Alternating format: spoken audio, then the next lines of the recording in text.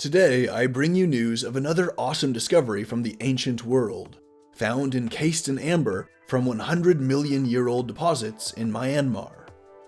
The focus of our story today is a bee, only a bee that lived alongside dinosaurs and tapped the pollen, nectar, oils, waxes, scents, and resins of some of the earliest flowering plants. To reference the study that analyzed this ancient insect, quote, while floral elements in the mid-Cretaceous Myanmar amber tropical forest were mostly conifers, ginkgos, ferns, liverworts, lycopods, cycads, and horsetails, a diverse selection of small, flowered angiosperms, many of which are in extinct families, had made their appearance. In this amber forest, as angiosperms were diversifying, primitive bees were evolving from apoid wasps, unquote. The researchers continue talking about the new bee species they discovered in the amber sample, and they say, quote, one such stem lineage bee in Burmese amber was a female, described below as Discoscapa apicula, in the new family Discoscapidae. This fossil displays both antiphyla bee as well as apoid wasp features. Based on its habits and morphology, including plumose, feathery hairs, a rounded pronatal lobe, or thorax shell, middle and hind leg scopi, or hairs, and a pair of spurs on the hind tibia, the female bee falls within the monophyletic group that currently includes all living bees that utilize pollen for development of their brood.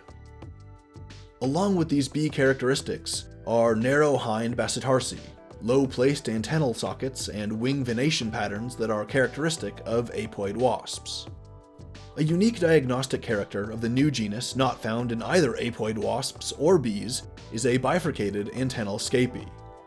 Pollen grains in scopi, leg hairs, on the femur and tibia of the middle and hind legs, and on the claw and tarsus, or ankle, of the middle leg, show that Discoscapa had recently visited one or more flowers in anthesis, or flowering, unquote. So, to summarize that in a little less technical terms, what they basically found is that they identified this new bee species as belonging to a new family, but it was similar enough to extant species, like its feathery hairs, its leg hairs, its thorax shell shape, that kind of thing, that they were able to positively confirm it as a bee, so a very primitive bee species, but still a bee. And they also point out that this particular specimen trapped in amber had just recently gone and sucked up some nectar and collected some pollen from a flowering plant somewhere in the mid-Cretaceous. Then, later, in the discussion section of the paper, the researchers say, quote, while it may not fit within the crown group of modern bees, Discoscapa apicula was obviously a pollen-collecting species based on the presence of large amounts of pollen in the plumose hairs on the hind femur. Melitosphex and Discoscapa are now the oldest known stem lineages of pollen-collecting apoidea and provide insights into morphological features that existed during the transition from predatory wasps to pollen-collecting bees.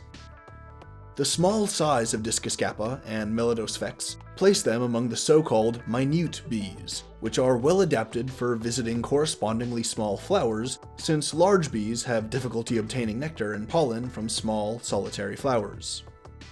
Pollen in branched hairs on the hind leg femur shows that Discoscapa had recently visited one or more flowers in anthesis.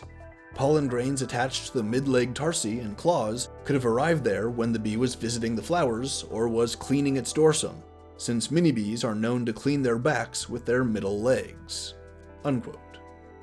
So all of this is a really neat discovery.